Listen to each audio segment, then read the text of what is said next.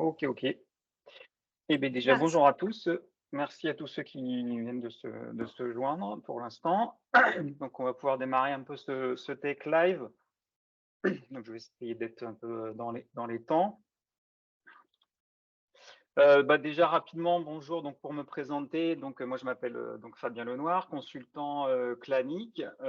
Depuis l'été dernier, là, arrivé à Clanic, avec une spécialité générique un petit peu sous la bannière DevOps.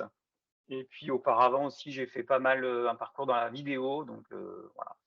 Et donc, si vous voulez un peu retrouver mes aventures, on peut aller sur mon LinkedIn, éventuellement sur mon GitHub, il y a quelques éléments qui peuvent plus ou moins être intéressants. Voilà. Pour ce soir, l'idée c'est de plonger un peu plus dans OpenTelemetry. OpenTelemetry en essayant de faire ça sans prise de tête, en se facilitant la vie et plus principalement sous Kubernetes avec un retour d'expérience, notamment actuellement autour de la mission dans laquelle je suis pour la DSI du Pôle emploi à Montpellier.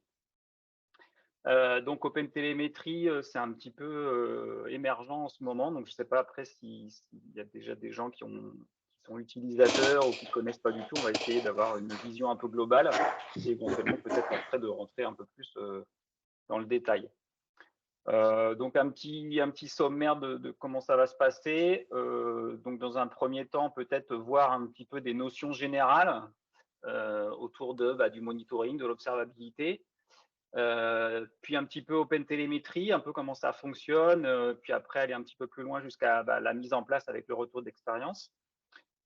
Une petite démo pour un petit peu mettre en application ce qu'on a dit. Et puis l'idée là, c'est qu'on essaye de concentrer les questions plutôt à la fin. Donc si vous avez des questions tout au long de la présentation, n'hésitez pas à les mettre un petit peu de côté et j'essaierai d'y répondre le mieux possible à la fin. Donc, si ça convient à tout le monde, eh bien, on peut y aller. Donc, un petit rappel aujourd'hui, parce que là, on est vraiment avec OpenTelemetry dans le domaine du monitoring et de l'observabilité. Donc, c'est un petit peu deux thèmes qui cohabitent. Et je voulais faire un petit focus pour voir un petit peu la différence aujourd'hui qu'on pouvait comprendre entre le monitoring et l'observabilité. Donc, historiquement, on est plutôt sur des notions de monitoring où on a commencé à avoir des outils éditeurs, un peu des choses éventuellement open source, qui sont autour de donc, ces solutions techniques qui nous permettent d'aller voir, d'observer le système, de voir un petit peu ce qui s'y passe et donc pour pouvoir un petit peu ensuite déboguer ce qui se passe sur nos applications. Là, avec l'observabilité, on est dans une démarche, on va dire, un peu plus proactive, où là, ça va nous permettre de pouvoir d'emblée, éventuellement, améliorer notre développement en allant un petit peu provoquer sur notre système différents événements et voir un petit peu comment ça réagit, justement, peut-être après pour affiner notre développement et ne pas simplement avoir quelque chose qui va nous remonter des alertes s'il y a un problème, sans forcément peut-être aller voir un petit peu plus dans le détail. Donc, on se repose vraiment sur l'observabilité sur 3 piliers qui sont un petit peu des silos, avec un peu historiquement des logs où on va récupérer un certain nombre d'informations. À gauche, des métriques. Donc, historiquement, là aussi, peut-être sur ce qui se passe au niveau du CPU, de la mémoire, des disques, etc. Et puis des traces qui étaient peut-être un peu moins utilisées auparavant, qui vraiment vient renforcer toute cette partie observabilité. Et donc, ce qui est intéressant avec ces 3 piliers, c'est de pouvoir un petit peu les faire communiquer ensemble, de voir dans quelle mesure, finalement, on va récupérer tous ces éléments et au lieu de les étudier individuellement, peut-être que le fait de pouvoir travailler ensemble, ça va nous apporter quelque chose et ça va nous aider à plus rapidement évaluer la source du problème. Donc, il y a ça. Après, juste, il y a d'autres éléments qui sont aussi en train d'arriver. On parle de profilage continu. On parle aussi de l'EBPF, qui est plutôt là au niveau vraiment du kernel Linux. Et voilà, il y a des choses aussi, c'est assez dynamique comme écosystème. Donc, c'est vraiment intéressant. Et là aussi, dans la partie OpenTelemetry, il y a eu des annonces là, récemment, notamment pour Pyroscope, qui est un élément de profilage continu qui va être aussi intégré à tout ça. Donc rapidement, hein, pour ceux qui connaissent déjà, donc bah, voilà, les logs, hein, on a plutôt des informations en mode texte qui nous arrivent avec éventuellement des indicateurs de temps, tout un tas d'informations qu'on peut éventuellement un petit peu aller interroger. De la même façon, voilà, des métriques. Donc là, bah, c'est plutôt une capture de ce qui se passe quand on utilise Prometheus, qui est au niveau de l'open source, qui est plutôt quelque chose de largement utilisé désormais. Donc avec bah, des informations et des informations de valeur qui sont associées, des métriques, etc. Et là, donc, les traces, donc c'était aussi un petit peu le cœur aussi du démarrage d'OpenTelemetry. Donc là, avec les traces, on va être dans quelque chose d'un petit peu plus précis, qui est plus à la limite au niveau des microservices et qui va nous donner des notions de contexte et surtout aussi donc, des notions, ce qu'on appelle de propagation. Donc ici, on est vraiment sur un mode de graphique où on va avoir donc, ce qu'on appelle des traces. Et ces traces sont composées de spans. Donc, ces spans qui finalement vont concerner nos différentes actions et le temps passé sur nos différents microservices et la relation qui peut exister les uns avec les autres. Donc là, je vous ai mis aussi une vue directement qu'on peut avoir dans Grafana. Donc, ce qui est vraiment intéressant, c'est qu'on a vraiment cette vue avec donc notre trace et nos spans avec les temps aussi qui sont directement associés à ce qui peut se passer et les liens entre nos différents microservices et le transit de nos informations. Donc en haut, on voit, hein, on a ce Trace ID qui est un petit peu au cœur, l'élément référent par rapport à nos différents éléments d'observabilité qui va nous permettre aussi de faire le lien donc, avec notre trace, donc une trace, une requête, et en même temps qui va nous permettre éventuellement, après, je pourrais vous montrer que de faire le lien avec éventuellement les métriques et les logs. Juste pour aussi redonner un petit peu donc, de contexte sur OpenTelemetry. Donc OpenTelemetry, finalement, c'est la fusion de deux projets initiaux. Bon, pour ceux qui sont déjà intéressés au projet, voilà, ça a été largement expliqué. Donc c'est la fusion de OpenCensus et de OpenTracing qui a donné naissance à OpenTelemetry. Donc OpenTelemetry qui recense finalement en son sein trois éléments importants. Donc initialement donc les traces, donc qui est en version stable, les métriques qui est aussi en version stable, et les logs qui est encore en version bêta et qui arrive petit à petit et qui on espère qu'il va pouvoir aussi être en version stable très prochainement. Donc pourquoi utiliser du coup OpenTelemetry? L'idée, c'est que ce qui est vraiment intéressant au sein d'OpenTelemetry, c'est que ça va nous apporter finalement quelque chose de un peu standardisé et qu'on va pouvoir finalement un petit peu décliner, utiliser, manipuler, un petit peu comme tous les outils qui tournent autour de l'open source. À partir du moment où on fait un standard, finalement, c'est beaucoup plus facile de venir y plonger, apporter aussi sa pierre à l'édifice, un peu sa contribution. On utilise aussi directement dans OpenTelemetry des protocoles un peu, bon, alors il y a le HTTP, on utilise aussi beaucoup plutôt le gRPC, donc qui est issu de Google, donc le Google Remote Procedure Call. Donc ça, c'est vraiment un des protocoles qui est vraiment utilisé au sein de OpenTelemetry. Et en format, donc là, c'est du protobuf, donc c'est plutôt de la sérialisation de données. L'intérêt, c'est qu'il est plutôt agnostique au langage. Donc là, protobuf pour protocole buffer. Donc voilà, sans aller vraiment dans le détail, juste pour que vous ayez un petit peu de notion de ces éléments-là. Donc sur une architecture type, donc là, c'est un petit graphique qui est issu directement du site de OpenTelemetry qui est plutôt très bien fait. Donc on a au niveau de nos microservices, on a éventuellement notre application.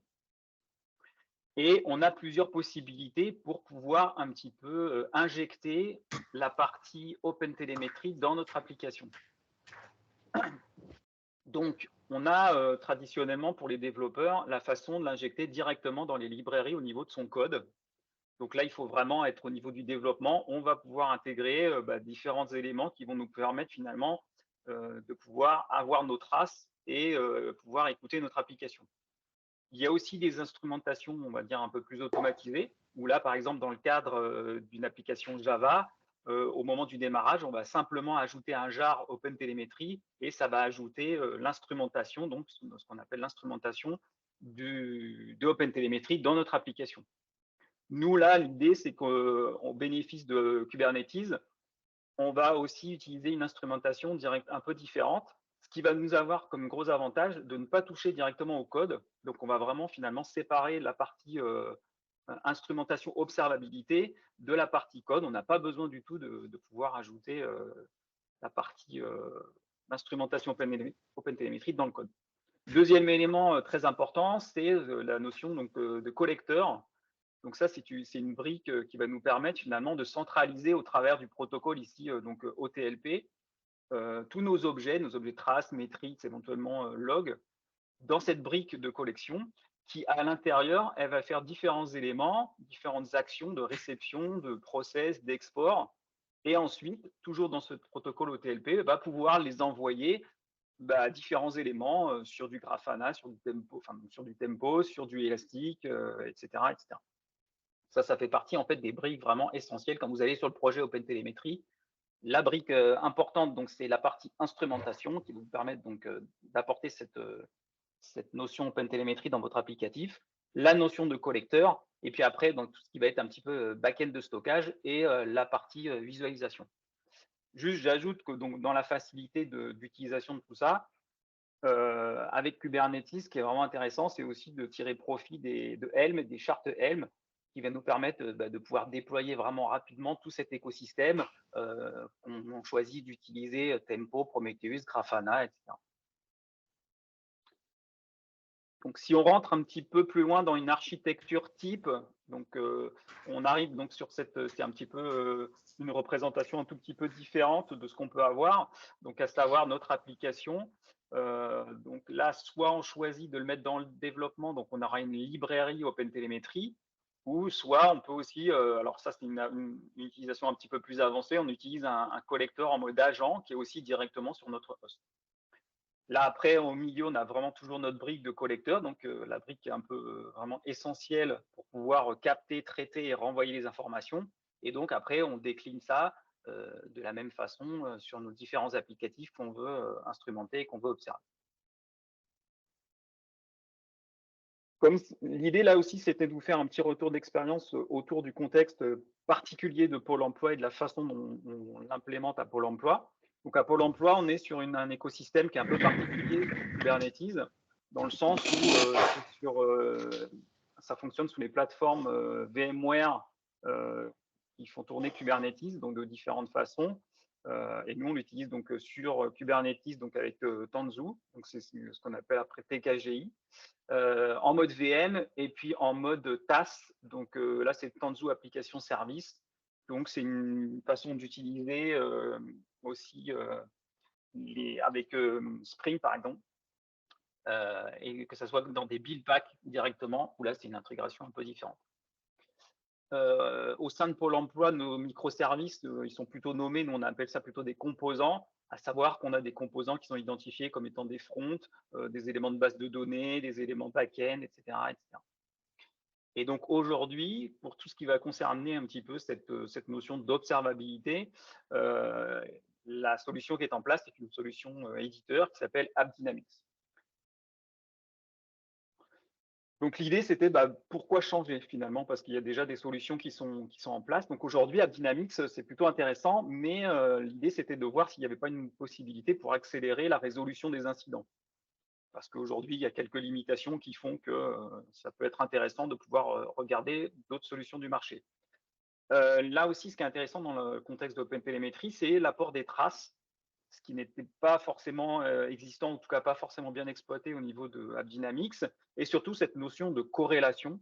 Donc vraiment, la corrélation, c'est le fait de pouvoir interagir entre nos métriques, nos logs et nos traces, et de pouvoir finalement avoir un fil conducteur et résoudre le problème parce qu'on a pu faire le lien entre ces différents éléments. Et un autre élément important, ça a été justement le fait de se dire que on est dans des solutions éditeurs avec tout ce que ça peut comporter de problèmes derrière, un petit peu d'être un petit peu enfermé autour de ces solutions, et que c'est toujours intéressant de pouvoir passer sur des solutions open source, notamment pour bénéficier de tout ce que peut apporter une communauté. Là, en plus, en l'occurrence, autour de OpenTelemetry, c'est assez dynamique. On peut rapidement aussi aller sur un Slack, poser ses questions, on a beaucoup de retours, il y a beaucoup de gens qui sont assez dynamiques, donc ça, c'est particulièrement intéressant dans ce dossier-là. Donc, on a rencontré en fait quelques problèmes. Donc, rapidement, pour vous évoquer aussi un petit peu on a pu traiter ces éléments-là, au sein de Pôle emploi, forcément, on a des données qui sont un peu sensibles.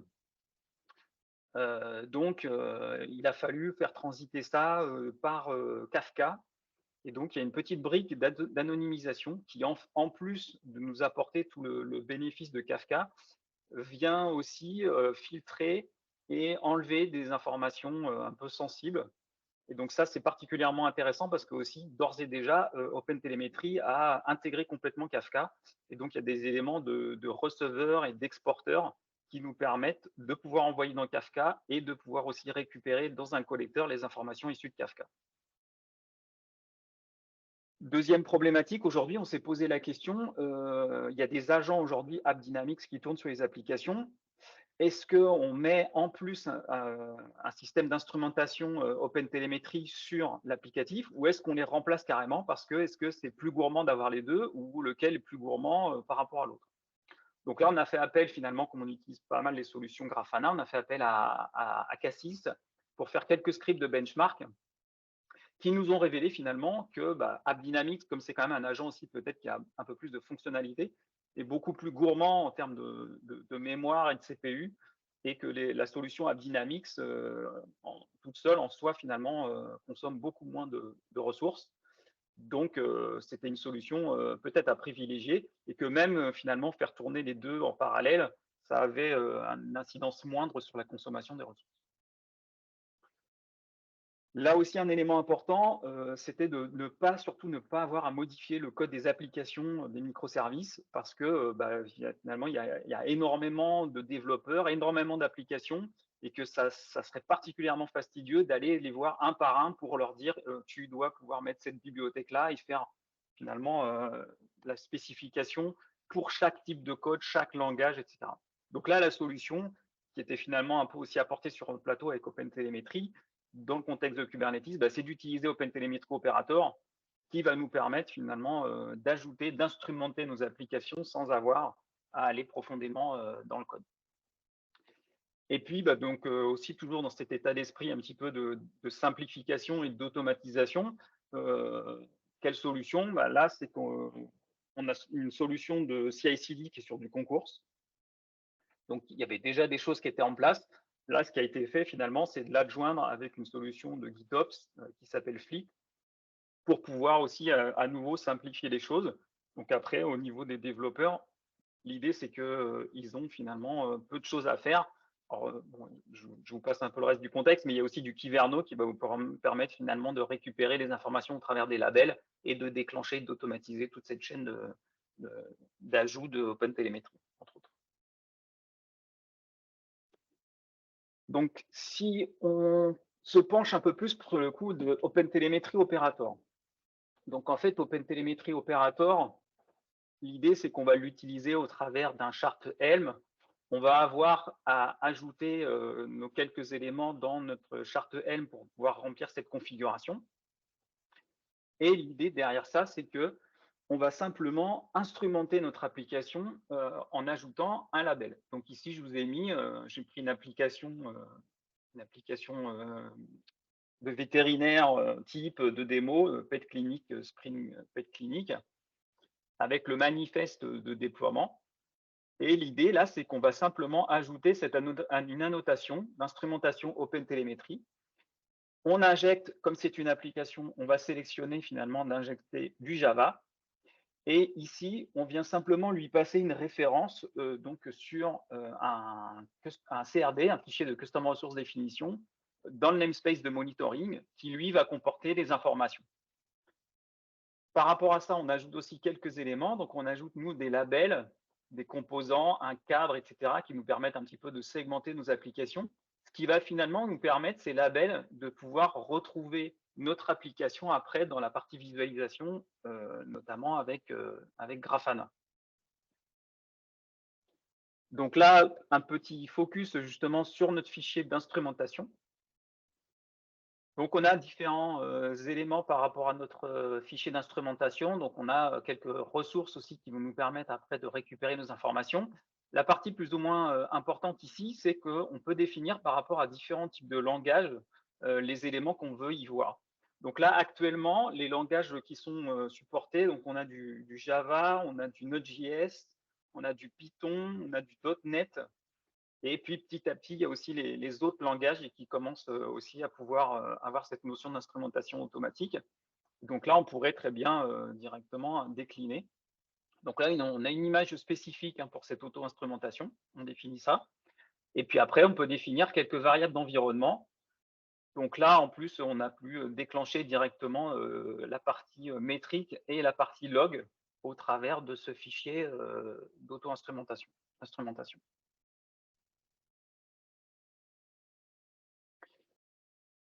Un petit focus aussi rapide sur le collector. Bon, ça, peut-être, vous pourrez trouver des éléments qui sont un peu plus précis par la suite, juste pour vous donner un petit peu une idée de cette boîte noire qu'est le collector. On va rentrer finalement ici, alors nous, on a sélectionné par le plus particulièrement sur le protocole OTLP, qui a l'avantage finalement de pouvoir faire transiter nos différents objets de traces, de métriques et de logs dans le même tuyau, on va dire, dans ce OTLP. Donc, on va définir un receiver, on va recevoir des informations, et ensuite, on va les traiter, on va pouvoir mettre des processeurs. Donc, par exemple, des processeurs qui vont nous dire que si on a un code 500 ou un code 404, etc., on va pouvoir faire quelques actions, on va pouvoir faire des batchs, on va pouvoir mettre des limites, etc. etc. Et ensuite, on exporte. Donc, nous, là, en l'occurrence aussi, on va exporter au format OTLP. Et on pourra comme ça aussi éventuellement chaîner des collecteurs avec différentes fonctionnalités pour ensuite après pousser vers notre backend de stockage. Donc là, sur le backend de stockage, nous, on a choisi Tempo parce que c'était aussi dans l'écosystème Grafana. Donc, autant bénéficier de tout l'intérêt d'avoir l'intégralité de la suite. On l'a utilisé en version donc distributed pour avoir la possibilité de travailler sur la scalabilité. Donc ça a demandé une petite configuration supplémentaire, bon, pas rien de bien méchant. Et en tout cas, après, pour la partie donc stockage, on utilise actuellement du S3, mais l'idée, c'est de pouvoir passer sur du mini-IO relativement rapidement. On est plutôt sur une étude de la volumétrie avant de vraiment y passer. Alors là, je vous ai juste mis quelques éléments, on pourra peut-être le voir après, c'est que qu'est-ce que ça va nous apporter aussi directement dans Grafana. Donc là, dans Grafana, ce qui est intéressant, c'est que ça va nous permettre aussi d'afficher des liaisons entre nos différents microservices avec le temps qui peut y passer. Donc là, je vous ai mis un petit schéma qui permet de visualiser ça, sachant que là, sur nos cercles en vert, s'il y a des erreurs, on pourra avoir aussi une proportion de notre cercle qui peut passer en rouge et qui pourrait nous identifier là où peuvent se situer les erreurs. Donc ça peut être particulièrement pratique à partir du moment où on veut voir où se passe le problème par rapport à notre application. Autre élément intéressant par rapport à cette corrélation, c'est les exemplaires. Alors pour faire simple, finalement, les exemplaires, qu'est-ce que c'est? C'est des métriques de type Prometheus sur lesquelles on vient rajouter le Trace ID. On vient finalement surcharger en ajoutant cette notion de Trace ID à nos métriques. Et ça va nous permettre justement d'apporter cette notion de corrélation. Et donc dans Grafana, finalement, quand on a des panels de métriques, si on peut définir finalement après des liens qui nous permettent d'avoir ces boutons et qui nous renvoient donc vers Tempo, donc vers la partie trace. Donc comme ça, on peut vraiment se situer sur un parti métrique et aller finalement faire un ping-pong aussi avec la relation qu'on peut avoir sur nos traces.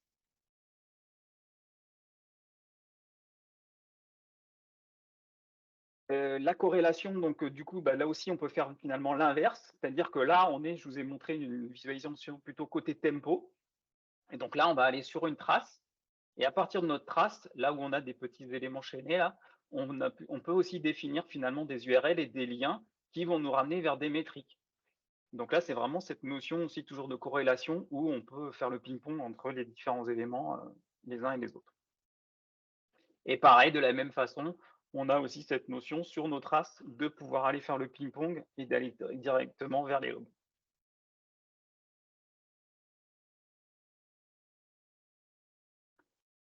Donc là, on arrive à la partie démo. Donc, on va essayer de mettre un petit peu de contexte autour de tout ça. Donc, ce que j'ai préparé, hop, j'ai un cluster que j'ai fait tourner donc directement en kind avec bah, les différents éléments dont je vous ai parlé directement ici. Donc, pour faire un petit peu simple, ici, donc j'ai mon pod qui fait tourner mon application. Donc ici, c'est donc mon application Pet Clinic. On a un Prometheus, on a mon Grafana qui est ici.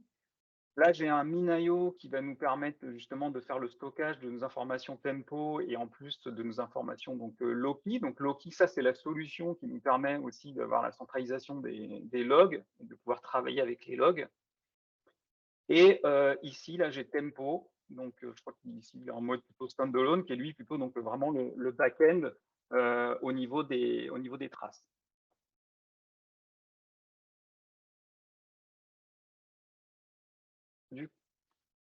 Du coup, si je reviens ici, donc dans mon application, donc ici, bah voilà, j'ai mon application qui est en train de tourner mon Spring. Voilà, ça c'est mon application. Et ici, donc, j'ai mon Grafana. Donc, si je reviens ici, juste pour vous montrer, en fait, si je vais un petit peu regarder le détail de mon pod, ici sur mon pod, je vois que j'ai mon conteneur qui tourne sur mon pod, rien de particulier par-dessus ça, etc. Sur mon manifeste de Pet Clinic, qui est ici, donc là, bah, j'ai tout mon fichier de déploiement avec mes différents éléments. Et ici, là, pour l'instant, j'ai commenté la partie instrumentation. Donc, je vais pouvoir la décommenter et je vais pouvoir relancer l'application de mon manifeste. Donc, mon manifeste est appliqué, donc du coup, j'ai mon pod qui redémarre. Donc là, si on redémarre, en fait, si on va voir dessus directement, qu'est-ce qui s'est passé? En fait, là, on s'en perçoit finalement qu'il y a eu un conteneur, un init container qui s'est lancé, OpenTelemetry auto-instrumentation, donc en Java, et finalement qui s'est refermé, enfin voilà, qui a fait son action directement sur PetClean. Donc là, si je relance mon port forwarding,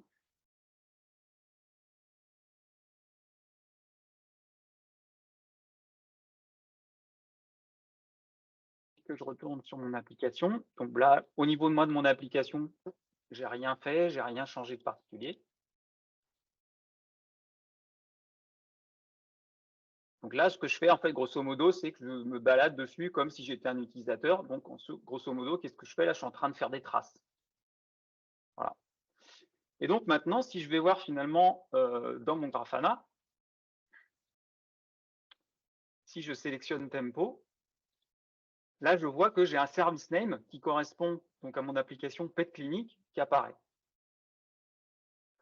Et donc là, j'ai l'intégralité finalement des traces que je viens de faire qui aussi apparaît, donc avec les différents endpoints sur lesquels je me suis baladé.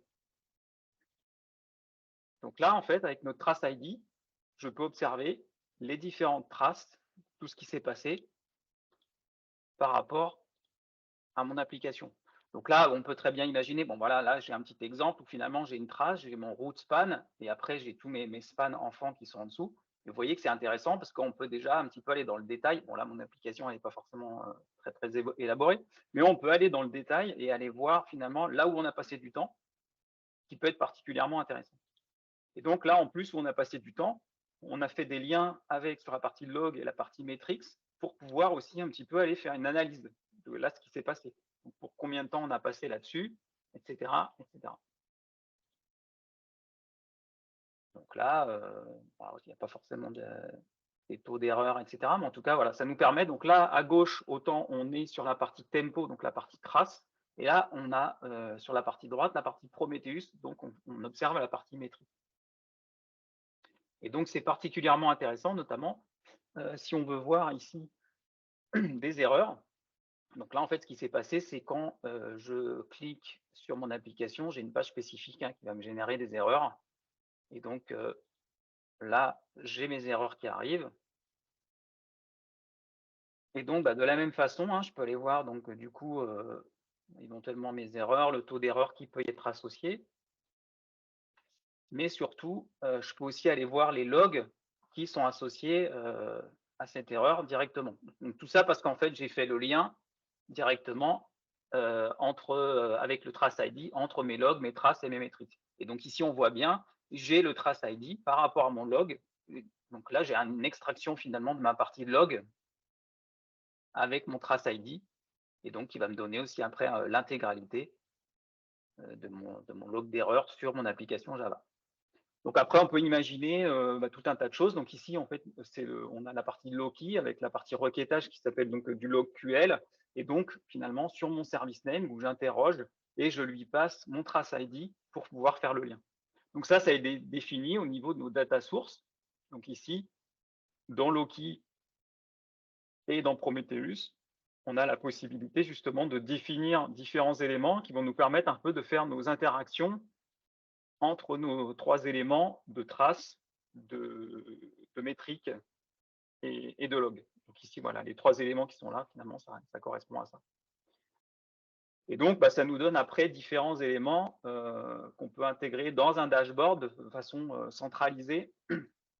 Alors là, je n'ai pas forcément peut-être tout qui va être complètement pertinent. En tout cas, l'idée, c'est d'avoir ça. On peut aussi bien avoir nos éléments de log, nos éléments de trace, nos éléments directement de status code, de métrique, tout ça finalement au sein d'une même interface, ce qui peut être particulièrement efficace et pertinent sur nos différents éléments.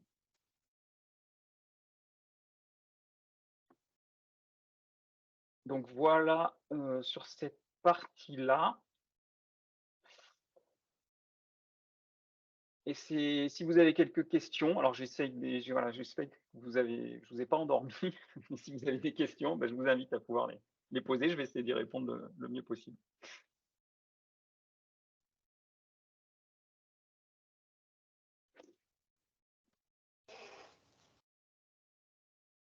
Merci beaucoup, Fabien. N'hésitez pas à poser vos questions dans la conversation ou sinon à prendre la parole. Vous pouvez activer vos micros également. Question, mais du coup, comme elle dit à 20 minutes, je ne sais pas à quel niveau c'était du Rex, mais une question sur est-ce que c'était un éditeur français ou pas? Est-ce que ça parle d'OpenTelemetry ou d'autres choses que Fabien évoquait? Je ne sais pas si vous pouvez préciser. Après, si c'est sur AppDynamics, alors je ne sais plus trop l'origine, je ne suis pas sûr, je ne pense pas que ce soit un éditeur français pour AppDynamics. Juste peut-être une petite précision, par exemple aussi par rapport à AppDynamics, c'est qu'aujourd'hui, AppDynamics et d'autres intègrent OpenTelemetry justement dans leur écosystème et sont en train potentiellement de remplacer leurs agents, ou en tout cas d'intégrer dans leurs agents la partie OpenTelemetry. Alors, c'est Lydia, c'est moi qui a posé la question. Vous m'entendez là? Oui. Oui. Alors, si je vous pose la question, parce que je travaille dans un grand ministère où on travaille seulement avec les sociétés françaises. Donc, c'est pour ça que j'ai posé la question. D'accord. En tout cas, je vais vous contacter en privé. Ça peut être intéressant pour présenter votre offre. OK? OK. Et donc l'avantage aussi, justement par rapport à cette problématique aussi de pouvoir maîtriser un petit peu l'origine un petit peu de l'application de nos données, c'est-à-dire qu'on par contre là la possibilité c'est vraiment d'héberger tous ces éléments-là au sein de vos infrastructures propres, donc sans avoir forcément de communication à l'extérieur. On est dedans, c'est le sujet d'actualité par le président. On est en train de mettre en place le cloud souverain et on a du mal. Okay. Voilà. Je pense que ça fait partie des solutions, effectivement. Ouais, c'est la solution, je suis dedans. OK. En tout cas, merci. Je vous en prie. On a une deuxième question, du coup. On a même 2 autres questions, Fabien. Pour la partie dashboard que l'on vient de voir, c'est forcément Percona. Est-ce que tu peux répondre à cette question? Percona, alors en fait, enfin bon, là, en tout cas, on a choisi Grafana. Percona, le nom me dit quelque chose, mais je l'ai pas forcément utilisé. En tout cas, l'idée, c'est qu'aujourd'hui, avec OpenTelemetry, on utilise, nous, Grafana, mais ça peut être très bien une autre solution, finalement, de stockage et de visualisation. Nous, on a aussi un autre projet parallèle au sein de Pôle emploi où on utilise la suite élastique pour pouvoir récupérer ces éléments et les exploiter. Donc, je pense qu'il n'y a pas trop de soucis aussi après pour pouvoir exploiter ces données dans d'autres écosystèmes.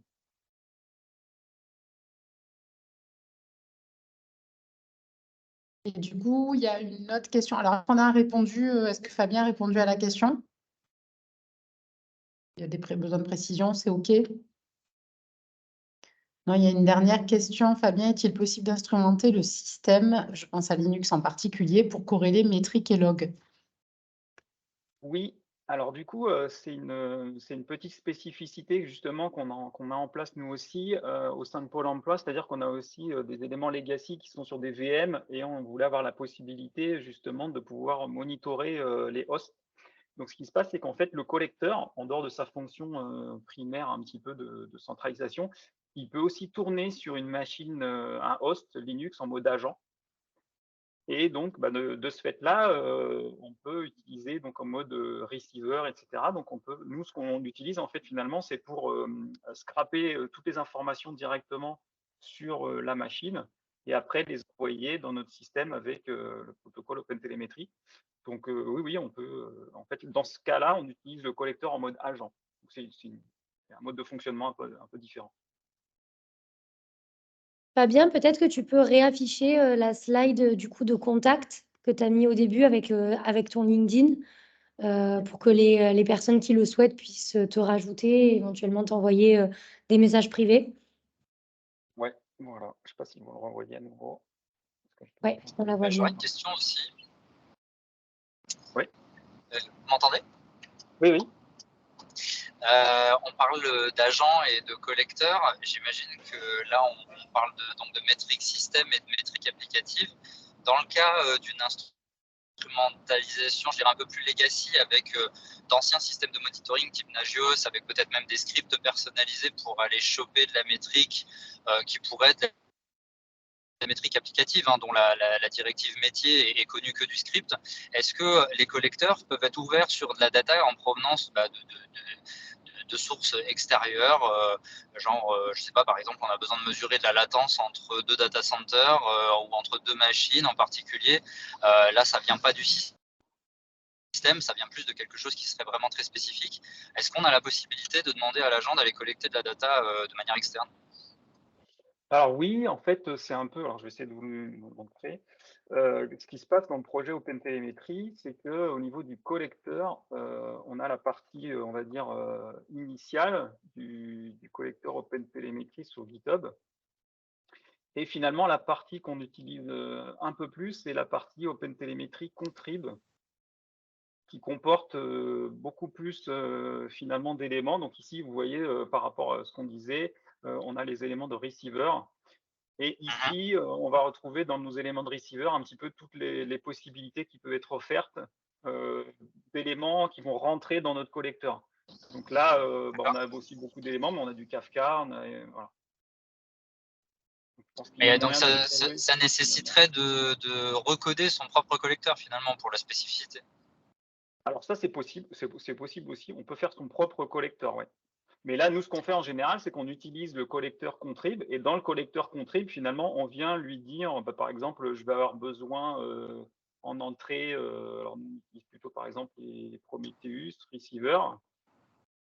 Donc dans notre manifeste, on va pouvoir finalement ajouter sous la partie Receiver les différents éléments qui nous intéressent avec la configuration. Donc, ce qui fait qu'après, on peut le traiter ça directement. On n'a pas forcément besoin systématiquement de recréer un collecteur.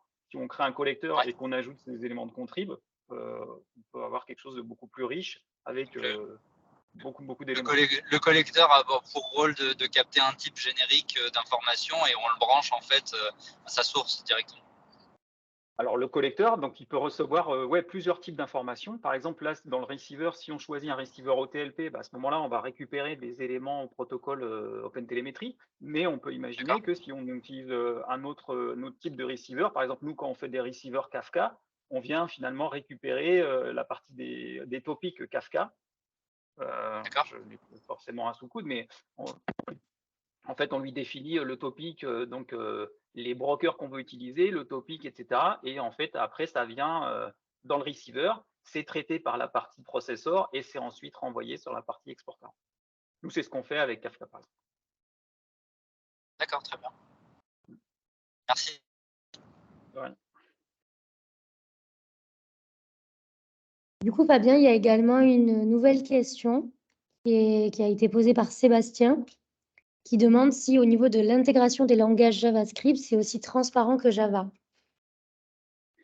Alors, pour JavaScript, on a fait quelques essais pour l'instant. Donc, en fait, ce qui se passe, c'est que sur la partie Node.js, c'est d'ores et déjà, oui, dans l'auto-instrumentation. Là où il y a un peu plus de travail à faire, nous, actuellement, c'est sur, on va dire qu'on veut utiliser une partie plutôt avec du JavaScript côté front. Donc, il y a des choses qui ne sont pas encore stables, qui sont en mode bêta, sur le fait de pouvoir, en JavaScript, faire la partie instrumentation front. Après, en même temps, sur ce que je viens d'expliquer là, dans un contexte un peu particulier où on veut faire le minimum de travail au niveau du dev, voilà, on est dans ce contexte-là pour le moment. Après, si on veut aller un peu plus loin, c'est aussi pas très compliqué. Nous, on le fait un petit peu, par exemple, sur du Angular, de venir ajouter une librairie dans le code et de pouvoir faire son instrumentation, éventuellement la compléter. Donc voilà. Pour JavaScript, pour le moment, c'est un poil plus complexe. Ouais. Il faut encore ajouter les librairies dans le code, quoi. Enfin, il faut encore faire des imports, quoi. Ouais, voilà, ça tend à se simplifier. Justement, on a une personne chez nous qui travaille, c'est lui qui a fait, Julien Fabre, qui a fait la librairie pour Angular. Mais voilà, ça tend à se simplifier, mais il y a encore un petit peu de travail. Ouais. Il y a une méthode générique pour remonter des points de passage dans le code. C'est une API qui est standardisée ou c'est vraiment… Pardon, ça a coupé. Et au langage du coup. Pardon, excusez-moi. Je disais, est-ce que pour pouvoir remonter des traces, c'est une API qui est complètement générique ou c'est dépendant du SDK et du langage utilisé? Là, en fait, directement, il y a le SDK. Ouais. Donc, si vous utilisez le SDK pour JavaScript, après, c'est directement au travers du SDK qu'on peut définir tout ça. Ouais.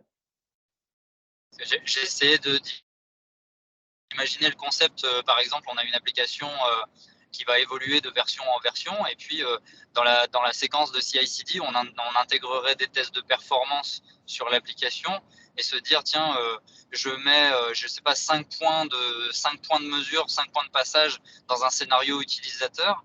Et fonction d'une montée en version dans le développement d'une feature, on peut voir si on gagne ou on perd en performance entre la version 1 et la version 2, par exemple.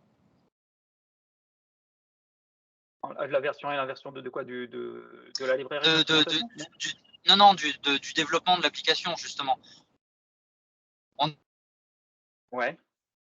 On a intégré des points de passage qui sont une séquence, un profilage utilisateur, par exemple, et on s'amuse à jouer ça dans la CI/CD entre la V1 et la V2 du code pour voir si on a gagné ou perdu en performance. D'accord, ok. C'est d'imaginer le principe. Pour moi, ça, c'est agnostique à la partie instrumentation. Hein. C'est-à-dire qu'au contraire, c'est-à-dire que dans le code, alors moi, je ne suis pas après spécialiste là-dessus sur cette partie code, mais grosso modo, on va pouvoir instrumenter, par exemple, dans notre fonction, une partie, là, on va lui dire précisément, tiens, je veux récupérer cette information-là dans ma trace. Donc ça, je le mets directement dans ma fonction JavaScript, par exemple. Et que mon code, après, il évolue ou pas, finalement, c'est tout l'intérêt, c'est que je vais pouvoir avoir ma mesure de performance qui va aussi être traitée de la même façon, ça va remonter, etc. Il n'y aura pas forcément de réajuster l'instru. Voilà, la question source, c'est est-ce que le fait de déclarer la trace est suffisamment générique pour ne pas avoir à la développer fonction d'une montée en version dans le code de l'application? Non, oui, c'est l'idée, ouais. C'est assez simple, hein, Romain. Tu tu fais ton apport en début de contrôleur et en général, après, à chaque HTTP request que tu veux monitorer, tu lui donnes juste un tag pour dire, tiens, renvoie-moi la trace de cet appel-là, quoi. Et voilà. Ouais, d'accord. Après, je pourrais avoir des exemples un peu détaillés, mais a priori, ça ne posera pas de souci particulier. Enfin, il n'y aura pas de déviance d'un truc à l'autre, quoi.